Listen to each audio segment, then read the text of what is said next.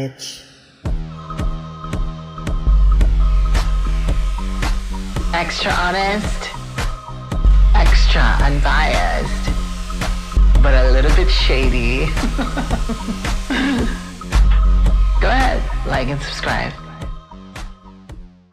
Hi you guys, welcome back to my channel. If you're new to my channel, my name is Del, and you are here to be extra with Del. If you're new to my channel, I must let you know that I vlog about beauty pageants yearly and talk to you guys about my extra honest, extra unbiased opinions about the queens. And today, you guys, I am give you guys my Miss Universe 2024 preliminary recap, as well as my final prediction for Miss Universe 2024 out right here in Mexico. And yeah, you guys, so just a warning, this is gonna be a Debbie Downer video. I mean, probably the first part of this video is I'm just gonna talk to you guys about my disappointments, to be quite honest with you. And if you feel the same sentiment as I do, hey, leave that in the comment box. I will be replying. I've got time in Mexico. Okay, I'm on vacation. Okay, but anyway, you guys. So I just want to give you guys all this recap, and you know the usual that we do every preliminary recap. Talk about the highs and the lows and those in between. And this no different. So except there's more lows than highs. Okay. Anyway, guys. If you by the way, if you have some sort of heart problems, you might, or asthma or something like that, some illness, you might want to put this on mute, because I'm going to be extra shady in this video. Okay, so if you're sensitive also, maybe skip, because I'm going to be talking about topic that you might not like. I mean, previously from my other video, I mean, I got attacked for so many reasons. I still don't know why, but anyway, you guys. All right, well, if you're ready, I'm ready. Let's go. Membership, really? Miss Universe organization wants their fans to pay for membership to watch the freaking show all over, the show all over the world. Are you serious? I mean, Miss Grand International literally give us an incredible preliminary competition, and we can literally rewatch it right after it's done. We can rewatch the preliminary over and over again as much as we want to. And some of you guys out there do that, because apparently you guys don't have lives.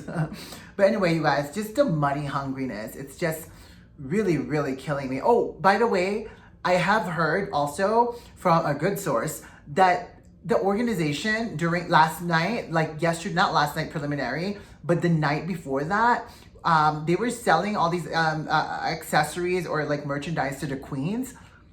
They can't even give it to them for free. Are you kidding me? That's how money hungry the organization is, and it shows, you guys. They're putting money and business first before the fans. There's gonna be some trouble. There's gonna be consequences to that. Okay, we'll get to the consequences soon enough. Okay, and also I still don't understand the connection between that crown. Oh, I haven't talked about the crown, by the way. I think the crown is a little bit, I mean, it's pretty. I do think that it's very Asian, it's very Southeast Asian.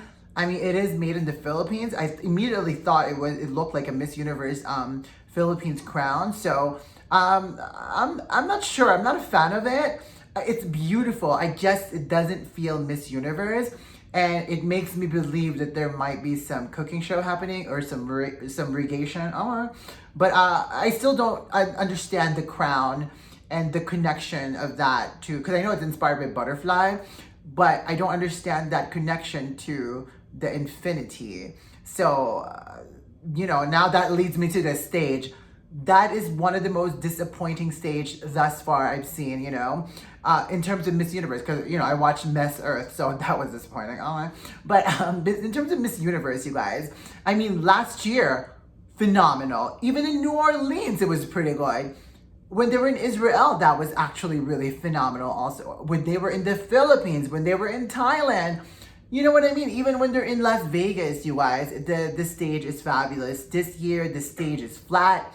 There's that infinity logo in the middle of the stage, which still doesn't make sense to me why the girls didn't, I thought they were gonna use that as a runway, as a ramp or something like that, but they just have that there for just a negative space to step on, and it lacks any significance. It's unutilized. It's a waste of logo, to be quite honest. It's just there. And you guys, Miss Universe organization is a freaking liar. Liar, liar, pants on fire. It was not sold out, you guys. Literally, there's probably like 60% of the seats were wide open, you guys. As wide as some of you guys' legs. I'm kidding. No, but seriously, there were so many seats open. I think I shared something on my Instagram how like, whoa, there's nobody here. Anyway, you guys, why lie? I don't understand why they're lying. And again, we were trying to get like a preliminary ticket the other day. Yesterday, my friend didn't have a ticket, so we were trying to get him a ticket. And it was such a it was trouble. It was so like difficult to get tickets that when we got there, I was like, why was it, we were like, why was it so difficult to get tickets when there's plenty of empty seats, you know what I mean? So I just don't understand why they were lying about that.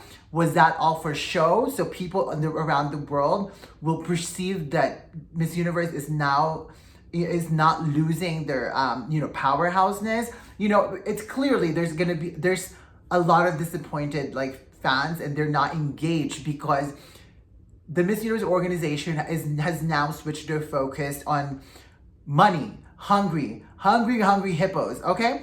They're just hungry for money. It's from the skincare to the apparel. It's not about the queens anymore. That is why people are not buying these tickets.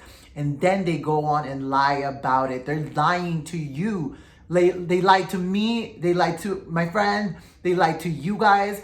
And it's not okay. Why are they lying that the shit was sold out when it wasn't? We need an explanation. We're not a bunch of morons that's just gonna take all these like lies. You know what I mean? It's so important for us fans to know, why are we being treated like a bunch of like sheeps and we're just being herded, believe all the lies and whatnot. I do not like that at all. It was empty. It was very empty, you guys. And again, I'm just so disappointed at the very fact of that the evening gown is one of the most integral foundation of the preliminary competition, you guys. You guys, they could have had the queens presented their national costume in a group, just like Miss Universe 2015, where they would like present themselves in a group. But you know why, you guys? The backstage, I saw the queens trying to get through like the little, the entrance or the exit, and they could barely fit. It was so small, you guys. So they didn't have like an exit and an entrance that's big enough for maybe to like have a bunch of queens, drag themselves in there as fast as they can, you know what I mean? So that was, it's poorly planned. It all goes back to being poorly planned, you know what I mean? This is Miss Universe. Like, that some of these queens are gonna bring a house. They're gonna bring a freaking like SpongeBob costume. They're gonna bring a baby and raise it up. All these dramas, meaning there's just gonna be unexpected things. Shoot, you know what I mean? So it's like to have an entrance that's not like, it's literally the size of the closet or something, and they have to twist themselves, you guys. I saw this. I was watching that when they were like, when I was there, because I watched it in person. So anyway, you guys, that was ridiculous. The problem, again, having team members that are not aware of what the fans want, what their desires are. So therefore, they go ahead and just skip the evening gown competition, thinking that that's not, you guys, when I was there, literally the fans, all in like coherent, like everybody is in sync, yelling, pasarela, pasarela, pasarela. Pasarela, pasarela, pasarela, pasarela, pasarela. If you guys don't know what pasarela means, it means catwalk in like Spanish. And people were so displeased that you can tell that Albany knows how, like displeased the people were, like we were very, very upset. I did not pay a lot of money. I'm just kidding. I didn't pay that much, but it's cheap. But but money matters to us. We're all broke, okay? And we decided to go to Mexico to see a fabulous show, especially the evening gown competition. And you did not deliver that to us, Miss Universe organization. And you guys need some sort of reality check. Everybody, don't go to the finale and don't buy any more tickets, okay? And the most unfortunate thing about it also is that, yes, they added like the evening gown last minute, right? But okay, so the girls come in a group, right? I mean, the worst part is they gave the girls literally like 5 seconds of like, you know, like camera time. So, you know, there's some queens decided that they're gonna go in front of the camera and have a little bit more time, because these gowns that they're wearing, they have been designed, you know, specifically for them. They need to be shown off. Like the designers worked really hard on these gowns to be presented so the world can see them. And they stole that away from the queens. And I feel so bad for them because they invest so much in this. They want to win Miss Universe, but not all of them are going to win Miss Universe. But the least thing that they can do for them, for the queens, is that they can advertise themselves. They can help their country by like promoting their like, you know, like local designers or something like that, you know? And that was really, really unfortunate. You know what I mean? Like the queens deserve time. They need exposure, and that is something. It doesn't even matter what country they're from, but they need that camera time, and they stole that from the queens. And I will, I'm gonna calm down, you guys. I'm gonna take a shot in a little bit, you guys, because I have so much anxiety and anger. Okay. And then, you guys, and to be quite honest, after the preliminary, I was so upset that I honestly did not like see a reason to have a top 30 on finale, because quite frankly, I did not see a top 30 in those group of queens, you guys. So, and tonight solidified, you know, my speculation is that the queens are not going to be like living up to the queens from last year. And I was right. I did not see a top 30 performance. But it's also maybe the organization's fault, because I mean, to be quite honest, like they robbed them that time to show off their dress. Like Thailand could have probably been really good if she was able to walk with that dress, you know? You know, just maybe Peru wouldn't have been so basic during evening gown if she would have been able to walk, you know what I mean? Something like that. But they robbed the queens their moment, and I will never forgive them for that. And I will pray to Allah. I will pray to the gods, all the old ones and the new ones. I will pray to Selena Quintanilla. I will pray to Aaliyah. All the to you know, to Liam Payne, to you know, just everybody, just so they can get karma, okay? Because this is not okay. By the way, you guys, shout out to my South African viewers and just South African fans out there. I know how disappointing it is to know that your queen will not be competing on the finale even last night, and I'm so sorry that she, you know, had to go through some health issues, and I hope she feels better. And I don't know what truly is going on, and I don't know. I mean, I almost feel like it's the organization's fault. I just feel like everything is the organization's fault. I mean, I don't know, you guys, but shout out to you guys, because I know you guys invested and just cheered her on and stuff like that. But you know, maybe next year there's gonna be another chance. So I'm really sorry about that, South Africa. Then my next shout out is to United Arab Emirates, you guys. During that evening gown competition, hey, she stole a little bit Rachel Gupta's veil, you guys, but she looked absolutely stunning. So I think she benefited. Actually, it was kind of giving Miss Universe Pakistan from last year. But anyway, I thought her outfit fit. I think her outfit was perfect for that scenario where you just stand. You know what I mean? And then shout out to Trinidad and Tobago, the plus size queen. You guys, the crowd in the arena loved her. And to be quite honest with you guys know I am very, like, I'm not anti, like, you know, plus size at all. I just feel like if you're going to be Miss Universe, it's really imperative that you are disciplined and you work on your bodies and stuff like that. That's just, you know, like, it's, you know, I think it's a good thing.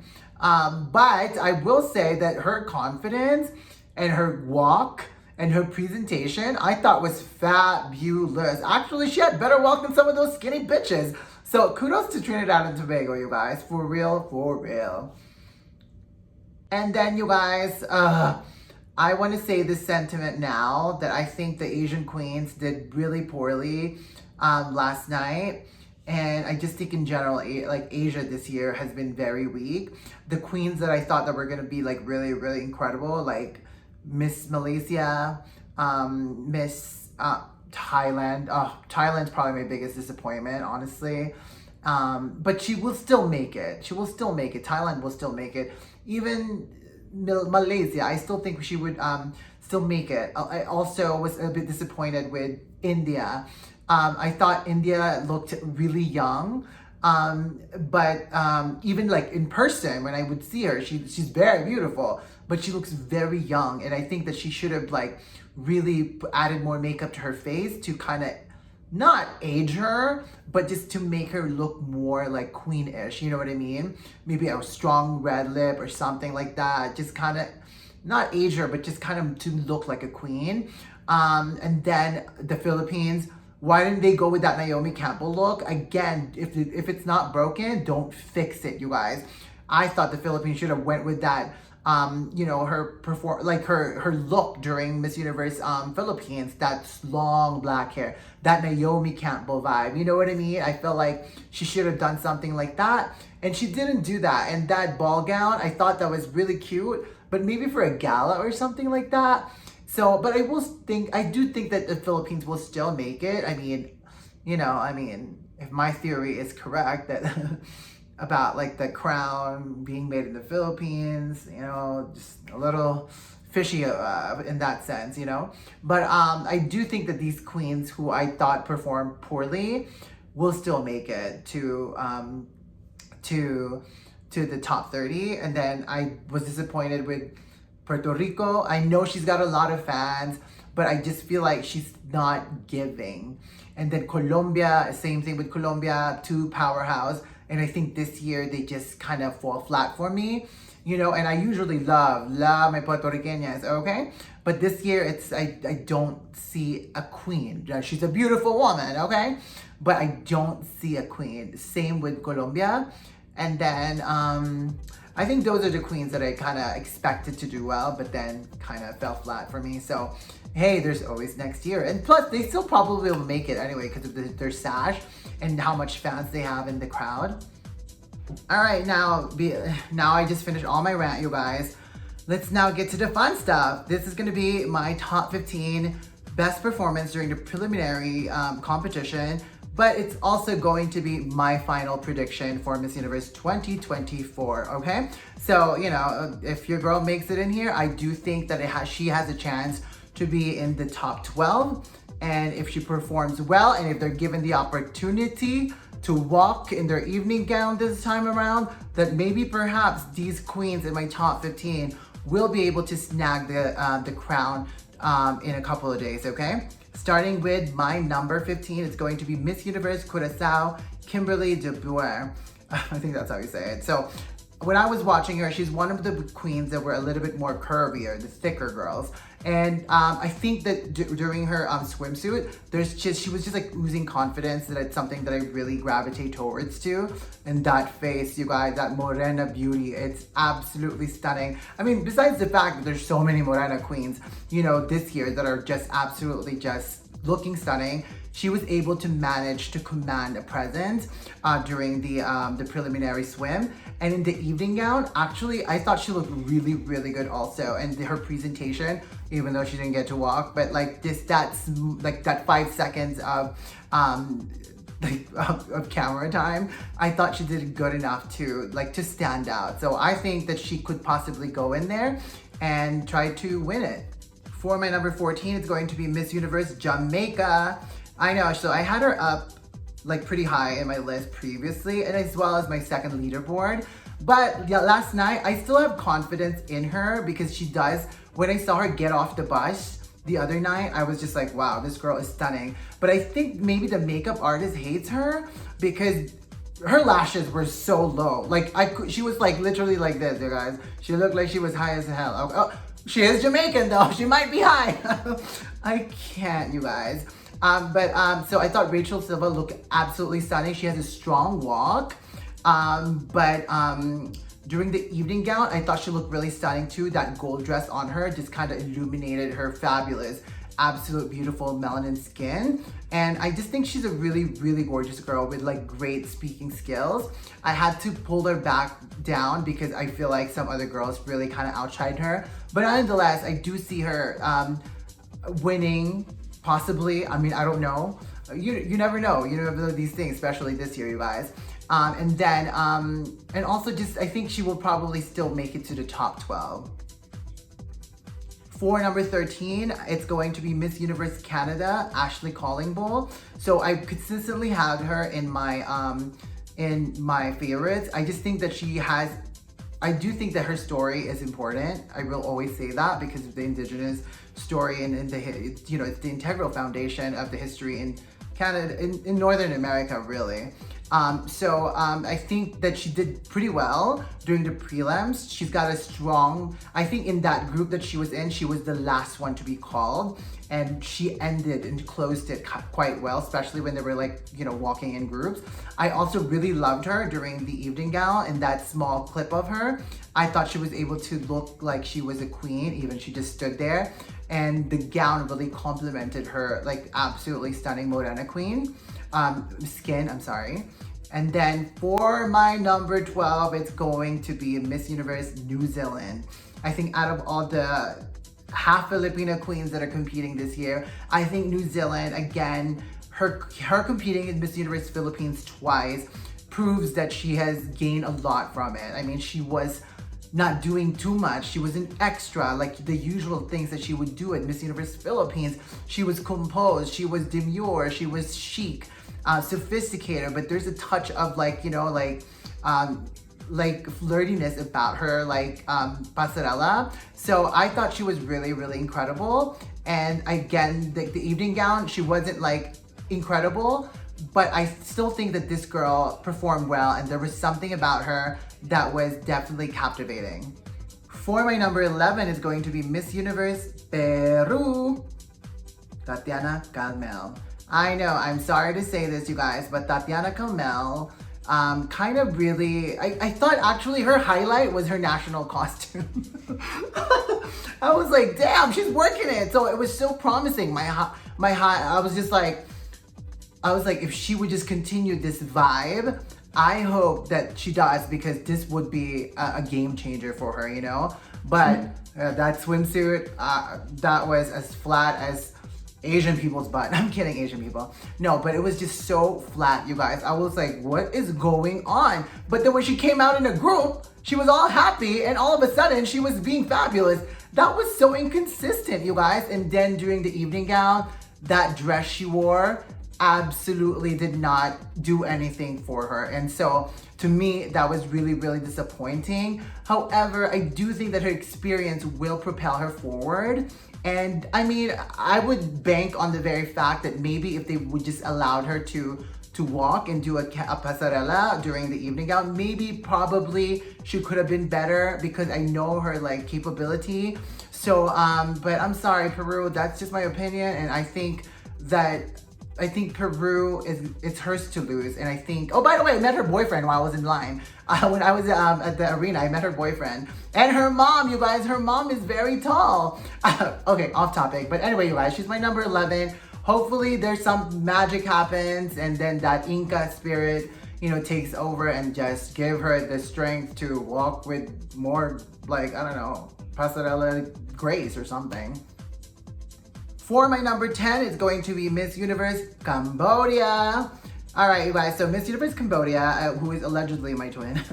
No, you guys, I thought she looked great. During the swim, I thought she was doing something kind of funny, but I like the fact that she did some sort of signature vibes, those Asian bitches, they're always coming up with their signature walk, okay? Remember the lava walk and the snake walk, okay? And so I thought she looked really good. And I think she's the only Asian queen that can be competitive this year, to be quite honest. As I mentioned already in my, earlier in this video, that I feel like the Asian really failed me this year, and that's just the way it is. Hey, maybe you guys can come back next year, but thus far Cambodia stood out. And I mean, she's part of the Voice for Change gold winner or something like that. I don't know. I lost like interest during that time, you guys. But kudos to Cambodia. She looked stunning in swim and evening gown also. And they tried to plate her during the evening gown too. They put her last. Anyway, you guys. So Cambodia, congratulations. I thought you looked absolutely stunning. For my number 9, it's going to be Miss Universe Ecuador. All right, so Mara Topic. You guys know I'm a big fan of her. I really like her. I like her energy. I like her as a person. I think she's vivacious. I did see her during the bus when I was vlogging and I was seeing everybody coming down from the bus. She looked a little tired, you guys. And then, so I was worried. I was like, wait, was she catfishing us? But you know what? She didn't, because I thought she looked beautiful during the preliminary. I think maybe she was just tired and she was wearing the wrong wig, honey, okay? But, so I thought Mara Topic's prelim swimsuit pasarela was actually really good. She replicated her pasarela from Miss Universe Ecuador. And I thought that was, that turn in the very beginning, I thought that was I actually really love when she does that. And then she was pretty strong. And you know, she was coming after Dominican Republic, which, you know, like she's a strong queen also. I think that group in general, or the groups before Ecuador, she was like the last of the good ones. So it's tough to come out of that, you know what I mean? But I thought she looked good. I thought she looked really stunning also during the evening gown competition. I like her little, you can't do much. I mean, all she did is she popped her one leg and swiped it to the right. You know, what else can you do, you know? But I thought she was beautiful. And I still have high hopes for her. Again, she's a great speaker. I still really, really think that she's a strong queen. And you know, hey, she's pulled a surprise before. Maybe she can do it again. Who knows? For my number 8, it's going to be Dominican Republic, Celine Santos. So she's the girl that, as you guys know, we know that she's got so much experience. And that swim walk that she did was actually like almost like, you know what? She reminds me of Veena from Thailand so much. Like I'm looking at her, and I'm just like seeing Veena, especially how she had her hair today and how she would stand straight and just kind of look left and right. I just could imagine, like I just see Veena. I don't know. I mean, you know, Veena, you guys, we love Veena on this channel, okay? So she reminded me a lot of Veena, but I think the subtleties of her like swim pasarela, like when she would like pause and look up and down, very reminiscent of something like, I don't know, Stephanie Gutierrez did during Miss Universe 2018. And she just has a really long, like, legs too. And then her walk is just complemented by those legs, honey, okay? And the hips, they're swaying left and right. And the evening gown is what kind of concerned me a little bit. I thought like the evening gown kind of didn't elevate her, and you know, she's the queen that's so prepared, and we've been seeing her with all these fabulous outfits, and then somehow that's the outfit that she was given, almost reminiscent of Mariana Downing from last year when she was given some hideous gown during the prelims. That it's a sabotage. I wonder who's doing all this, you guys.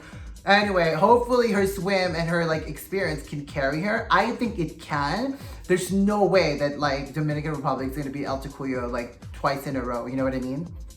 For my number 7, it's going to be Miss Universe Denmark. Yes, you guys, I have hopped on the train.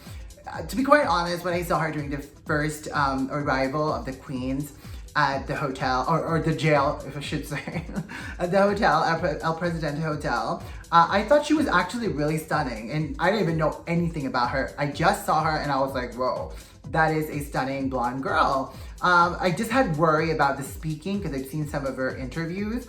Hey, but I mean, maybe she's better now. Those interviews are like from a year ago or more.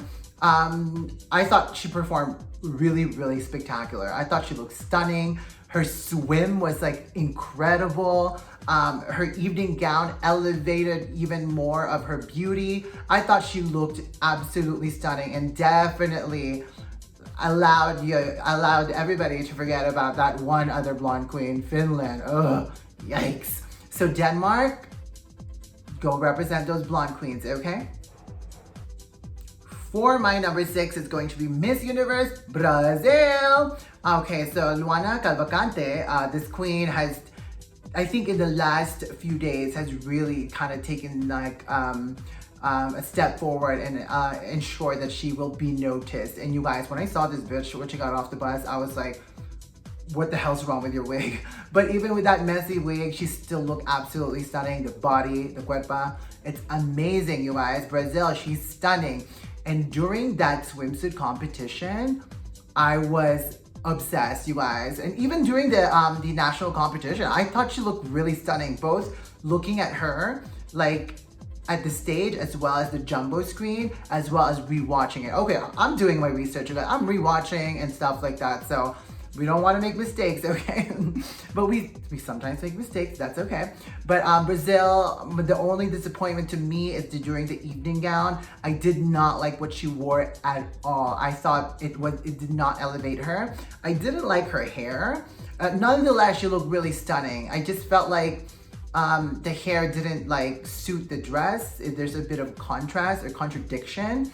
And so, but I do believe that Brazil probably might surprise everybody, you guys. She has been a queen that's just looking absolutely stunning lately to my eyes, and I have high hopes for you, Brazil. For my number 5 is gonna be Miss Universe Nigeria. All right, you guys, the girl is, she's the only one representing South Africa now. I'm kidding, South Africa. I get it. You're gonna get offended. Some of you guys are. But I thought Nigeria looked absolutely stunning. As she has always been doing, like since like day one. I've been just so like floored by how stunning she is. I don't like how she styled her hair. It's always important to do some research, ask your friends, your gay friends, your girlfriends, what hair looks the best on me? You know what I mean? Like, don't trust your national director. No, but to me, I thought she should have stayed with that straight hair. Because I feel like that's really when it brings out like that really like unique beauty that she possessed. So I thought they should have done that. But nonetheless, I think that her face is just exquisite. Honestly, I really think she's a really beautiful Black woman, and I'm so proud of her for, you know, going this far and being a favorite after all the drama she's been through, even during the evening gown competition, quote unquote, and what she was wearing, a little bit of like homage to Nigeria's flag.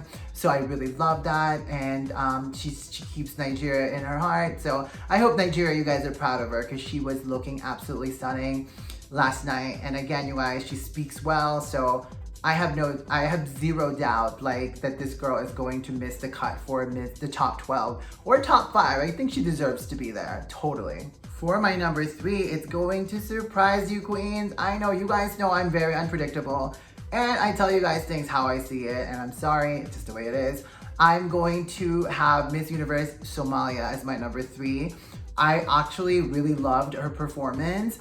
A lot of it has to do with the fact that she comes from a religious background that is like not really represented, right? And she kind of has this disadvantage because she can't show off her body, she can't be too revealing. And you know, Miss Universe, we're all about our queen showing off that stunning body, okay? But I thought that her in her swim outfit, the lavender, the way it hugged her curves, her walk was absolutely like amazing, you guys. The hips just swaying left and right, really strong like stomp. And the face is just never gonna decline, you guys.